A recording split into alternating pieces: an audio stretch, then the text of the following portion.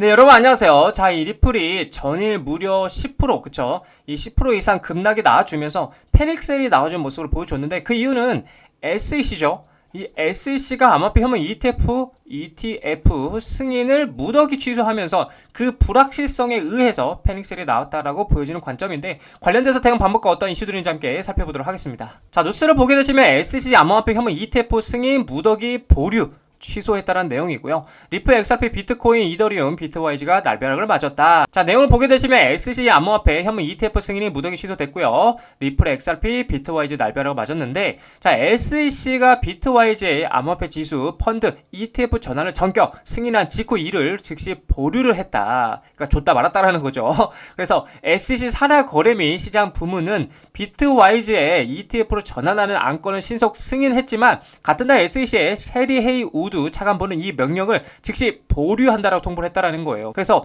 ETF 전환의 위원회 재검토가 있을 때까지 유예가 된다라고 얘기를 하고 있는데, 이 비트와이즈의 지수 펀드는 이제 비트코인, 이더리움을 포함한 주요 암호화폐에 분산 투자를 하고 있다라는 거죠. 자, 그래서 반뷰런 캐피털의 스콘 존슨 파트너는 이번 보류가 내부 위원 간 견해 충돌을 의식한 전략일 가능성이, 또는 법정 마감 기한 회피 목적에 의도된 절차일 수 있다라고 주장하고 있고요. 블룸버그의 이제 에릭 발추나스 역시 SEC가 암호화폐 ETF를 위한 일반 상장 기준을 마련할 때까지 시간을 벌려는 움직임일 수 있다라고 분석을 하고 있다라는 거죠. 한편 SEC는 이제 비트와이즈의 비트코인, 이더리움 현물 ETF에 대한 현물 교환 상환 방식 관련 승인도 오늘 10월까지 연기를 했다라고 얘기를 하고 있고, 일부 관계자들은 SEC가 ETF 승인 절차를 간소화하려는 방안을 내부적으로 한다, 검토 중에 있다라고 얘기를 하고 있는 거죠. 자, 그래서 현물 ETF 승인을 SEC가 무기 연기 또는 심사 거부한 사실이 드러나서 파장이 일고 있고, 뉴욕 증시 일각에서는 SEC XRP 소송에서 제기된 리플의 증권성에 대한 뉴욕 남부지법 판결이 아직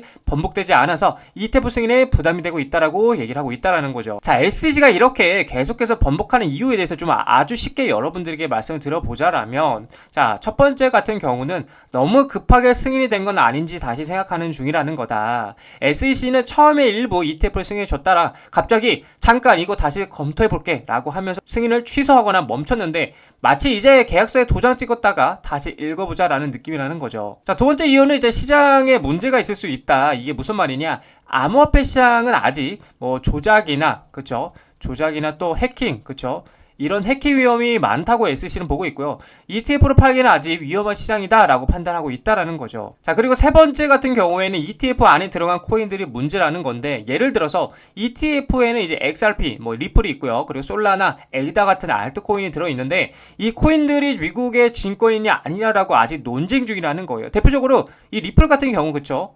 이 리플 같은 경우는 재판을 진행하고 있는 상황이기도 하고요. 그래서 SEC는 이런 애매한 코인을 포함한 ETF는 좀 더 고민해봐야 돼 라고 말하고 있는 겁니다. 자, 그리고 이제 네 번째 같은 경우에는 규칙부터 만들고 싶어 한다는 건데, 여러 종류의 암호화폐를 담은 ETF가 나오기 시작하니까 SEC는 이제 이거 규칙부터 제대로 만들고 시작하자라는 입장이라는 거죠. 즉, 지금 일단 멈추고 정확한 기준을 정하고 시작하라는 겁니다. 자, 그리고 마지막 이제 다섯 번째 같은 이유는 SEC는 ETF 자체를 반대하는 건 절대적으로 아니라고 말을 했었고요.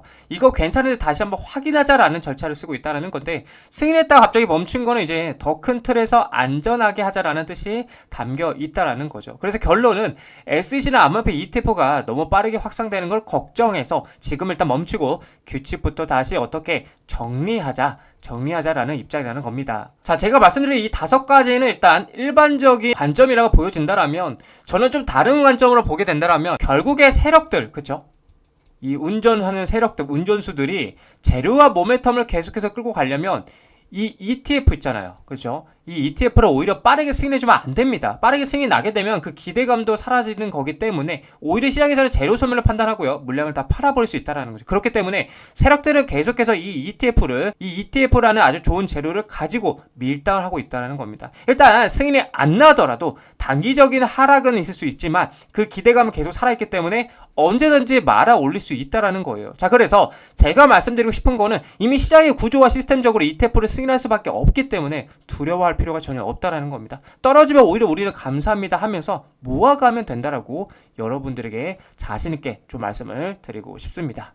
자, 리플 차트를 보게 되시면은 이제 전일, 그쵸. 거의 한 10%가 넘게 큰 장대 음봉이 나와주면서 시장을 굉장히 혼란스럽게 만들어줬는데, 자, 지금 중요한 거는 일단 제가 말씀드린 이 상승 추세선 안에 다시 한번 안착하는 게 중요하다라고 말씀을 드리고 싶어요. 일단은 상승 추세선에서 이제 돌파 당하면서 지금 이제 반등을 시도하려 하는 모습이 보여지고 있는데, 여기서 이제 반등할 때에 상승 추세 위에 올라와서 안착해주는 그림이 나와야 다시 한번 정후점을 어떻게 트라이하러 올라갈 수가 있다라고 여러분들께 말씀드릴 수 있을 것 같고, 하지만 지금 반등하는 구간에서 상승 추세선에 맞고 다시 한번 떨어지게 된다라면 4,000원짜리까지는 충분히 위험을 받을 수 있는 상황이다라고 여러분들께 말씀을 드리고 싶습니다. 자, 그래서 우리가 이제 신경 써서 봐줘야 될 관점은 이 상승 추세선, 즉 거의 한 4,500원 구간 되겠죠. 요 정도 위에 안착하는 그림이 나와줘야 다시 한번 상반 스탠스로 올라갈 수 있는 상황이 나와준다라고 여러분들께 말씀을 드리고 싶습니다.